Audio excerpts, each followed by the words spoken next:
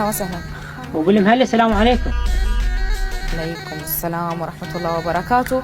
محافظة صلاح الدين تأثرت بالفيضانات وبالجفاف أيضا، فاليوم شنو واقعها المائي من خلال لا ست، اليوم عوفنا من محافظة صلاح الدين. صلاح الدين ما هي كثير.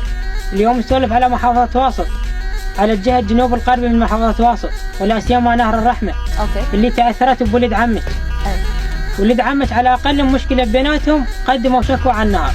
ولد عمي ليش بتحسسني انهم ما ادري ليش بتحسسني قرايبي، ابن اختي ابن خالتي، ترى يعني مش عاد جبوري مو لا جبوري، لا اكثر ولا اقل. يعني هسه اقدر اقول لك انت كل عشيرتك السياسيين، ما اريد اتهم اللي ذكرتهم انت بالفساد والفاسدين، بس اذا كان احد من عشيرتك هو حرامي معناها انت هم حرامي؟